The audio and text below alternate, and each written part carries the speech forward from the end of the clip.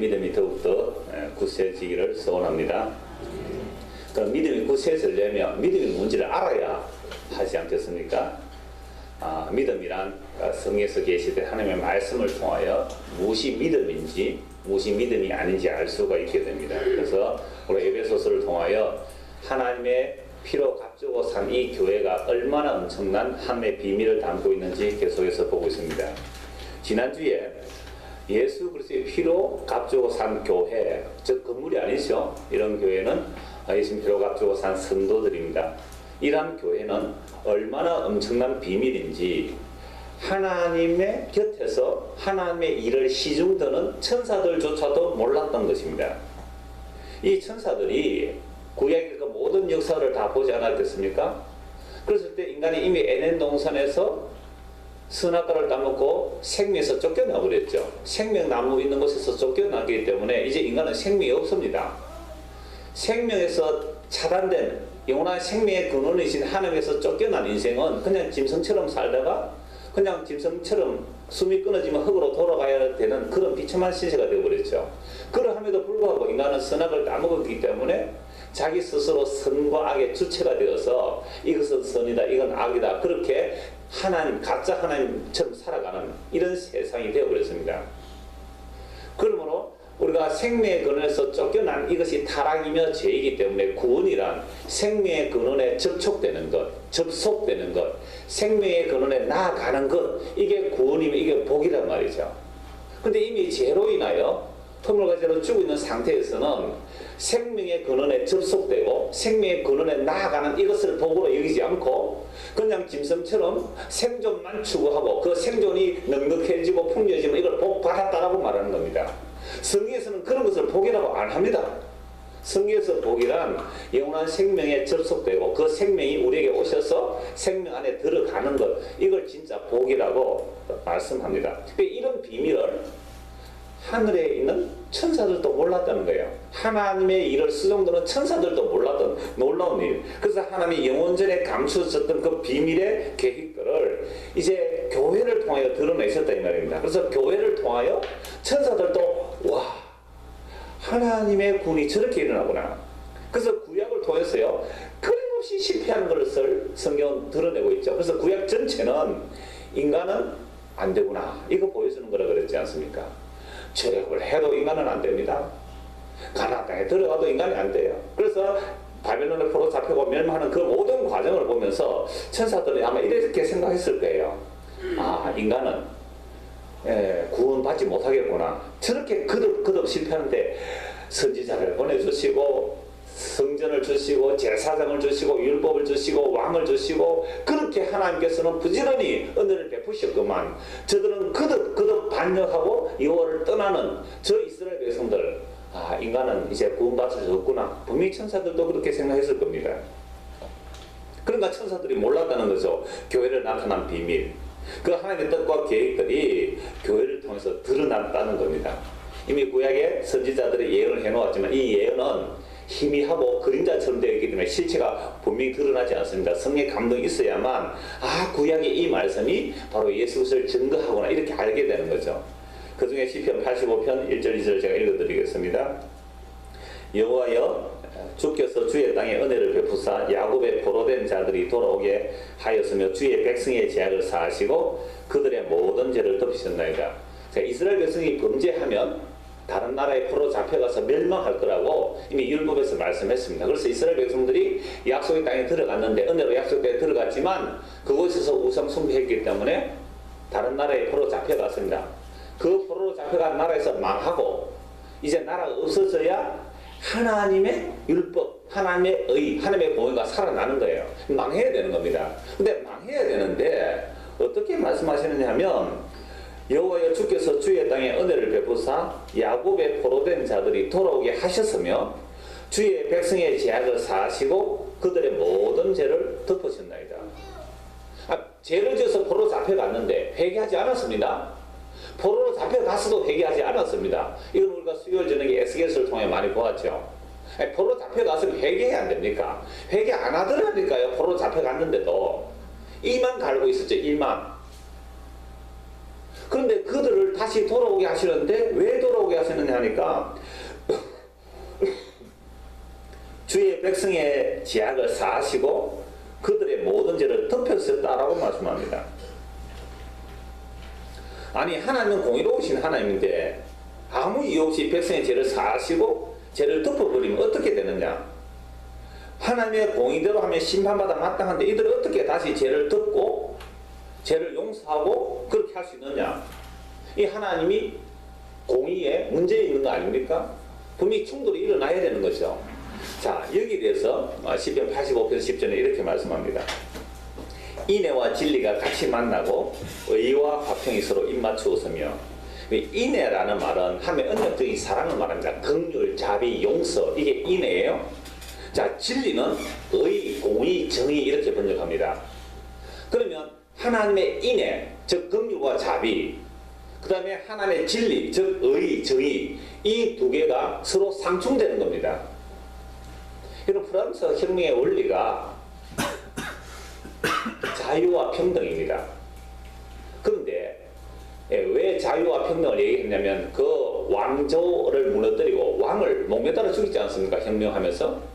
자, 그런데 그 왕이 바뀌어도 별로 삶이 나아지지 않더라. 그게 레미제라블 그 영화에서 나오는 그런 배경들이에요.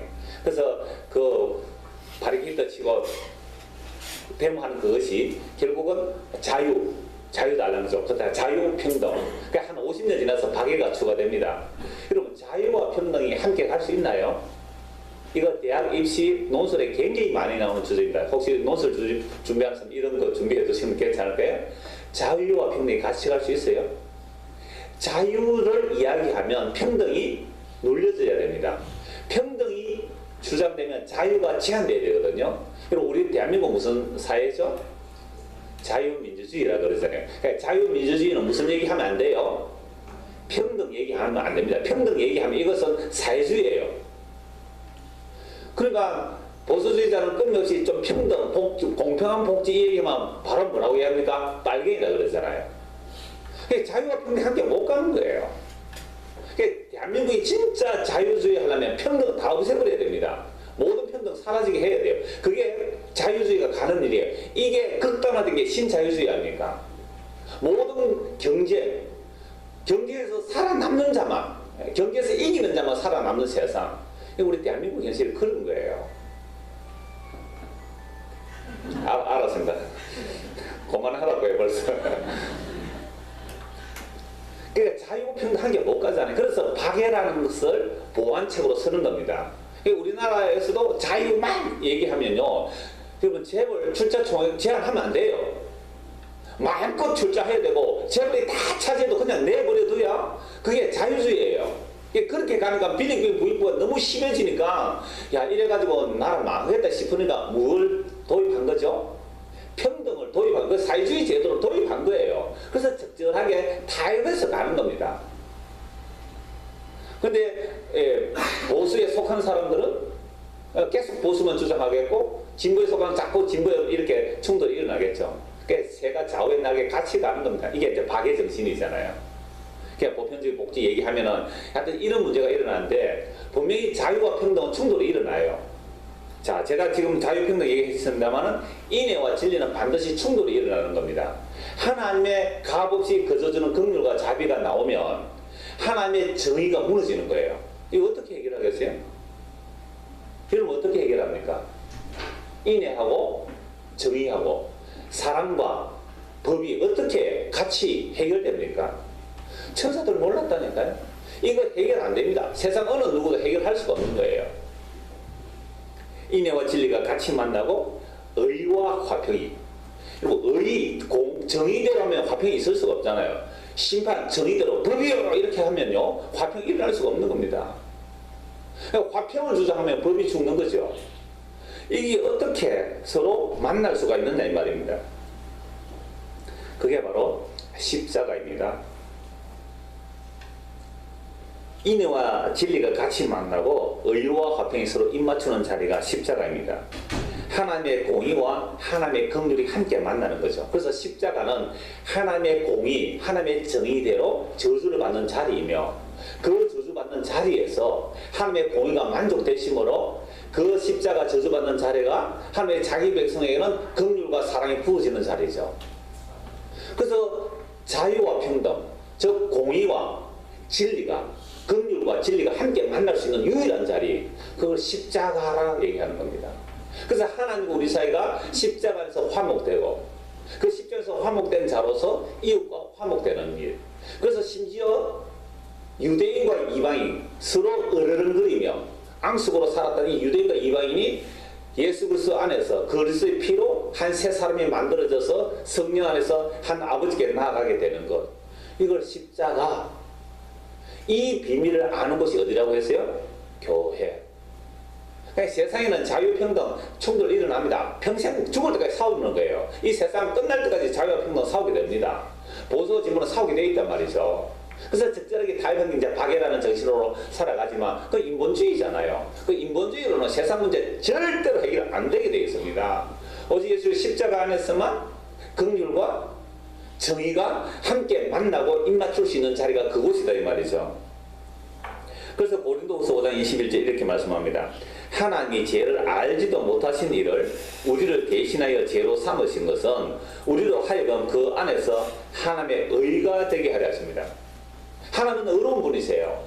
근데 우리가 하나님 앞에 가려면 의로워야 되는데 우리는 죄인입니다. 모든 사람이 죄를 지었기 때문에 하나님의 영광, 하나님의 의에 이룰 수 있는 자가 아무도 없어요. 그런데 놀랍게도 죄를 알지도 못하시는 예수님을 죄 아래 태어나게 하시고 율법 아래 태어나게 하시고 종의 모습으로 여자에게 태어나게 하셔서 죄를 정해버린 거예요. 하나님의 공의가. 그래서 예수님이 죄를 정해버림으로 하나님의 자기 백성의 죄를 예수님에게 처리하시고 하나님의 자기 백성들은 예수 그리스도 때문에 의롭다 해주시는 거예요. 죄를 알지도 못하는 자에게 죄를 증가시키고 우리는 하나님의 의가 되게 해버리는 것. 이걸 갈라디아서 3장 13절 14절 이렇게 말씀합니다. 그리스도께서 우리를 위하여 저주를 받은 바 되사 율법의 저주에서 우리를 속량하셨으니 기록된 바 나무에 달린 자마다 저주 아래 있는 자라 하였습니다. 이는 그리스도 예수 안에서 아브라함의 복이 이방인에게 미치게 하고 또 우리로 하여금 믿음으로 말미암아 성령의 약속을 받게 하려 함이라. 나무에 달린 자마다 저주받아 죽는 죽음이라고 신명기 율법에서 말씀합니다. 그래서 예수님께서 나무에 달려 죽은 것은 저주받아 죽은 죽음이에요. 그래서 유대인들은 예수 믿을 수가 없었습니다. 아니 저주받아 죽은 예수가 어떻게 우리의 구원자가 된다는 말이냐, 절대로 믿을 수 없다 라고 그렇게 살아갔단 말이죠. 그런데 성령이 임한 사도들, 특히 바울 사도는 그 나무에 달려 저주받은 그 저주가 우리가 받을 저주를 대신해서 받은 저주다 이 말이죠. 대신한 저주. 예수님께서 대신 저주 받음으로 우리는 의가 주어지는 자리, 그게 십자가라는 거죠. 자, 이 복이 아브라함의 복이라는 겁니다. 그래서 아브라함의 복이 오늘 이방인 우리에게 미쳤다. 그 아브라함이 무슨 복을 받았는데요? 아브라함이 무슨 복을 받았어요? 믿음으로 의롭다함을 받았잖아요. 아브라함 그 개판입니다. 사는 거 보면요. 마누라를 두 번이나 팔아먹는 사람 아닙니까? 예, 그런 게 무슨 믿음의 조상 되겠어요. 그래서 믿음의 조상이라는 것은 이런 죄인이 하나님께서 일방적인 은혜를 주심으로 의인되었다라는 것을 보여주는 것이 아브라함이에요. 그러니까 오늘 아브라함의 복을 이방인이 우리가 받는다라는 말은 우리는 믿음도 없고 그냥 죄 가운데 살았습니다. 그냥 자기 육체의 본성을 따라 마음이 원하는 대로 이 세상 풍속을 따라 그렇게 살았다라, 그게 진리인 줄 알고 오늘 오전에 주일학교 시간에 그 얘기했습니다. 고린도 7장 말씀을 가지고 이 세상은 흔적은 지나가는데 바울 사도가 결혼 그거 안 해도 된다. 뭐 결혼한 거 죄는 아니지만 결혼 안 하는 게 더 낫다 그렇게 말했잖아요. 되게 위로받을 사람 한두 사람 있을 겁니다. 우리 교회에서는. 안 하는 게 더 낫다 그랬잖아요. 안 하는 게 더 낫다. 왜? 혼자 있을 때는 어떻게 주를 기쁘게 할까라고 하다가 세상에 애인 딱 생기니까 이제부터 어떻게 하면 애인을 기쁘게 할까 그렇게 많이 바뀌더라는 거예요. 처녀 총각이 결혼하기 전에 예수 믿을 때는 어떻게 주를 기쁘시게 할까, 물론 그런 사람이 희귀해서 잘 없습니다만은 그러다가 아니 결혼을 딱 하게 되니까는 어떻게 하면 남편 기쁘게 할까 아내 기쁘게 할까 그렇게 돌아가더라. 그래서 너희들을 내가 사랑해서 말하는데 그냥 주의 부르심을 받았다면 부르심 받은 그대로 사는 게 더 행복하다. 주님 오실 때가 가까이 완 이때에 라고 바울이 그렇게 전했단 말이죠. 그러니까 오늘 저와 여러분이 이 하나님의 진리의 말씀을 알지 못하면 그저 세상 사람들이 소원하는 것. 여러분 그 뭐 이렇게 해맞이, 그죠? 신년 해맞이 할 때 소원 빌잖아요. 그 소원 빌면서 인터뷰를 하더라고요. 당신 소원이 뭐냐? 고등학생들 둔 부모의 소원은 다 뭐였을까요? 공부 좀 잘하는 거. 공부 좀 잘하는 거. 처녀 총각들은, 솔로들은 멋진 애인 만나는 거. 뭐 전부 그런 거잖아요. 건강한 거. 전부 이런 소원 빌더란 말이에요. 근데 바울이 뭐라고 말했어요? 그런 세상의 흔적들은 다 지나가는 것이다. 그런 거 구하지 말라는 것이잖아요. 근데 어떻게 교회당에 와가지고 송구 영신 예배 우리는 안 합니다만 송구 영신 예배 하면서 그런 쓰러질 것들을 구하고 있는 그 자리가 과연 하나님 예배하는 자리예요? 우상숭배의 자리예요. 그러니까 교회 왔다고 안심하지 말고 그 안에서 무슨 말씀을 듣고 무엇을 추구하는지를 보란 말이에요. 구약의 성전이 우상의 신전이 되듯이 오늘 교회당이 얼마든지 우상의 신전이 된다는 거 정신 바짝 차리고 보셔야 돼요. 그래서 아브라함의 복이 이방인에 미쳤다 이 말은 하나님께서 아브라함에게 믿음으로 어렵다함을 받게 하시고 그 다음에 언약을 체결하는데요. 짐승을 쪼개놓고 구약의 언약 체결하는 짐승을 쪼개놓고 그 쪼개진 사이로 두 언약 당사자가 거리로 지나가야 됩니다. 지나가면서 너 나랑 언약 맺었는데 이 언약 만약 깨뜨리면 이 짐승처럼 너 쪼개져 죽는다. 그게 언약이에요. 그래서 언약이라는 말 속에는 쪼갠다는 뜻이 들어있어요. 너 나랑 약속했는데 네 약속 어기면 너 짐승처럼 쪼개져 죽는다. 즉 생명을 건 목숨을 건 언약이에요. 근데 아브라함은 구경만 하고 있었잖아요. 하나님의 형상이 탄 해불처럼 그 쪼개진 고기로 지나가신 거예요. 그리고 하나님이 하신 말씀이 아브라함아 너 나와 언약 맺었다. 아브라함은 구경만 하다가 언약에 끌려 들어가 버린 거잖아요. 구경하다가 언약에 끌려 들어가 버렸어요. 그러니까 하나님께서 자기의 생명을 걸고 언약하신 겁니다. 그래서 아브라함에게 언약하신 이 언약이 이방인인 오늘 우리에게 혜택이 주어지는데 하나님이 자기 생명을 버려서 우리를 살려내는 언약, 이게 아브라함 언약이에요. 그래서 아브라함이 믿음으로 의롭다를 받았다는 거죠. 이 아브라함이 믿음으로 의롭다를 받은 이 복을 오늘 우리가 예수님을 믿음으로 의롭다를 받는 이 복이 아브라함의 복입니다. 소떼양떼 너희는 그걸 복이라고 안 그래요. 자, 그런데 아브라함 뒤에 약 430년 뒤에 모세를 통해 율법을 또 주시잖아요. 왜 율법을 주십니까? 율법은 상호 언약이에요. 그래서 시내산 앞에서 이스라엘 백성과 하나님 사이에 언약을 맺을 때 모세가 언약의 중재자가 되어서 피를 송아지 잡아 피를 가지고 언약 서에도 뿌리고 백성들에게 뿌리는 거예요. 그 둘 다 동의한 겁니다. 언약 어기면 서로 목숨을 걸고 내가 죽겠다는 생명을 건 언약을 했단 말이죠. 그런데 언약을 누가 어깁니까? 끊임없이 이스라엘 백성들의 구약의 역사를 보면 이스라엘 백성들 언약을 다 어겼다 아닙니까? 그럼 이스라엘 백성들이 멸망해야 되죠. 심판받아야 되죠. 죽는 것이 당연합니다. 오늘 저와 이런 마찬가지예요. 우리도 하나님 앞에 죽는 것이 당연한 거예요. 지옥 가는 것이 당연한 겁니다. 구원받는 것이 이상한 일이에요. 은혜 받는 일이 놀라운 일이다 이 말입니다. 그래서 천사들도 몰랐던 거 아닙니까? 어떻게 저 이스라엘 백성들이 구원을 받을까? 해서 보았더니 놀랍게도 하나님이 사람이 되셔서 자기 백성들에게 영원한 생명을 주시기 위해서 자기 생명을 내놓더라. 이게 아브라함 언약이에요. 그냥 짐승 잡아 바치는 다른 말이 아니에요. 생명을 버림으로 우리에게 생명을 주시고자 예수님이 이 땅에 오셨다는 말입니다. 그게 십자가고 그게 교회고 하나님 피로 각종 산 교회란 말이에요. 그래서 예배당 건물 안에 십자가 꽂아 두었다고 그게 교회당이 아니고 십자가 부적처럼 사는 사람 얼마나 많은데요. 드라큘라 영화에나 사용되죠. 근데 요즘 드라큘라는요 그 십자가 뭐 놀래지도 않습니다. 그런 가짜 십자가 그거 뭘 그 놀래겠어요. 괜히 십자가 들고 있다가는 드라큘라한테 잡아 먹힌다니까요. 그 십자가의 뜻, 내용, 의미가 뭐냐 말이죠. 하나님의 긍휼과 하나님의 공의가 함께 만날 수 있는 곳. 이게 십자가이고 이걸 교회만 알려주신 거예요. 근데 이 교회가 오늘 그런 십자가의 비밀을 얘기 안 하면 그건 교회당 아니라는 거죠.